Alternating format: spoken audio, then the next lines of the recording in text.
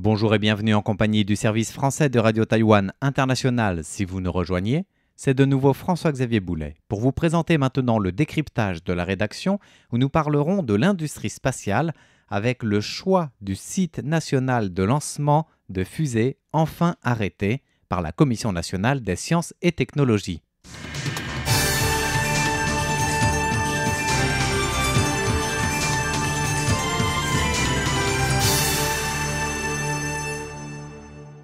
C'est lors de la 4e réunion d'examen du processus de délibération que la Commission nationale des sciences et technologies a annoncé avoir arrêté son choix du tout premier site national de lancement des fusées. Il s'agit là d'un jalon important dans le programme spatial lancé sous l'égide déjà de l'ancienne présidente Tsai Ing-wen pour les 3 prochaines décennies. Un programme qui a été initié avec la création d'une agence nationale spatiale, c'est-à-dire en rehaussant le niveau de l'agence spatiale à un niveau directement dépendant de l'État, du gouvernement, qui est passé aussi par une loi spéciale sur le programme spatial taïwanais. Eh bien, c'est justement dans ce cadre que la Commission nationale des sciences et technologies avait jeté son dévolu sur la création d'un site national de lancement de fusées, notamment suite à l'échec par des compagnies privées de lancer des fusées de recherche directement depuis Taïwan, faute de moyens, faute de sites appropriés ou de consensus au niveau d'acquisition des terrains, ou encore des questions de l'approbation des populations locales.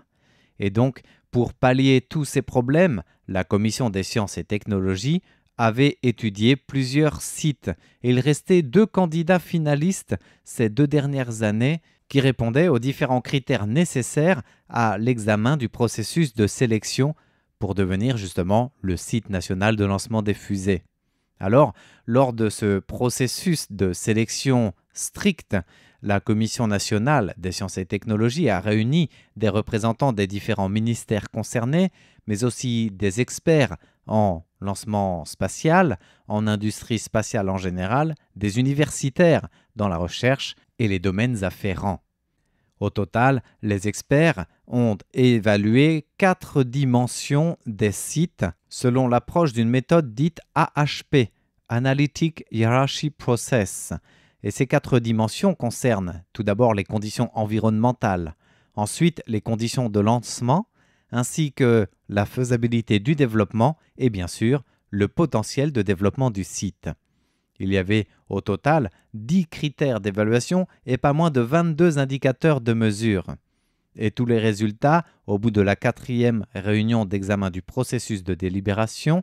ont été validés, aboutissant à la sélection définitive du village de Chiopeng, dans le comté de Pingtung, dans l'extrême sud de Taïwan, comme site national de lancement. Le projet, qui doit encore passer maintenant les tests d'évaluation d'impact environnemental, puis du chantier de construction, de développement du site, depuis l'accès jusqu'aux besoins aussi de sécurisation de ce site de lancement spatial, devrait durer au moins jusqu'à 2031.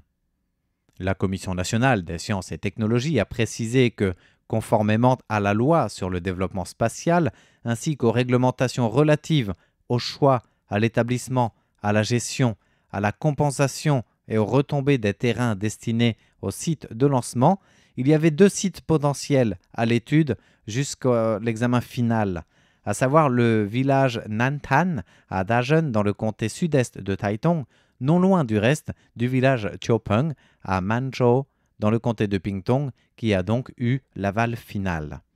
La procédure complète d'évaluation incluait des phases d'audience publique qui ont été menées pour les 2 zones, et conformément à la loi fondamentale sur les peuples autochtones, puisque ces zones sont aussi l'apanage des peuples aborigènes de la région, des consultations ont été menées pour recueillir pleinement l'avis des habitants locaux et envisager une coopération avec les autorités locales. Dans son annonce du choix final à la population, la Commission nationale des sciences et technologies a expliqué que tout au long du processus, les membres du comité d'examen ont dialogué avec les représentants locaux, avec les groupes environnementaux des 2 sites candidats pour recevoir aussi un large soutien de la faisabilité du projet. Et il s'avère que les 2 sites cochaient presque toutes les cases en fait pour leur potentiel de développement, pour les conditions environnementales avoisinantes. D'ailleurs, les 2 sites étant proches, ils présentaient aussi des potentiels similaires. Mais cependant, la voirie et l'accessibilité ont donné un plus au site de Chiaopeng, le village du comté de Pingtung, avec un double atout supplémentaire, à savoir celui des retombées liées au potentiel de développement futur et la facilité d'acquisition des terrains, car la zone est déjà exploitée en ce sens en termes d'accessibilité des transports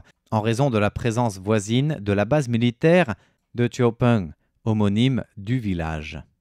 En réalité, ce qui a aussi et surtout pesé dans la balance, en plus de la facilité d'acquérir des terrains, c'est aussi la taille et l'utilisation des superficies disponibles pour éviter notamment les zones écologiquement sensibles.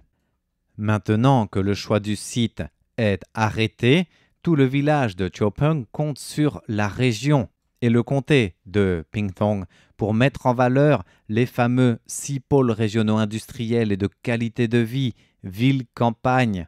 pour le développement durable de la côte Est, donc s'inscrire dans cette politique nationale et faire que le site puisse intégrer les ressources environnementales, écologiques, culturelles de la côte Est, afin de profiter de ce boom de l'innovation en matière de technologie et d'industrie de l'espace, pour aussi promouvoir et faire valoir le terroir local, les traditions autochtones, les innovations en matière de technologie, d'éducation et des industries locales. Ainsi, la Commission des sciences et technologies a indiqué que ce site ne sera pas qu'un site d'ingénierie pour lancer concrètement les fusées de recherche, mais ce sera aussi un site éducatif avec des infrastructures spéciales dédiées à la vulgarisation scientifique et donc à l'éducation pour les jeunes de la région, mais aussi de tout le pays. Des musées, centres éducatifs dédiés à l'espace et aux connaissances aérospatiales dans leur ensemble seront aménagés avec un fonctionnement prévu en synergie avec le site de lancement.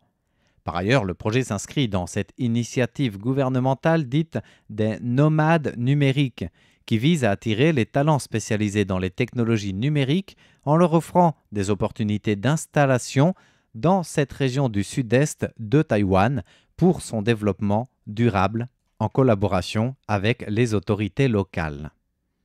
Voilà donc pour cette décision du choix du village Chiaopeng comme site national de lancement spatial et de son développement afférent tel que présenté par la Commission nationale des sciences et technologies taïwanaises. Merci de votre écoute. C'était le décryptage de la rédaction présenté par François-Xavier Boulet pour Radio Taïwan International.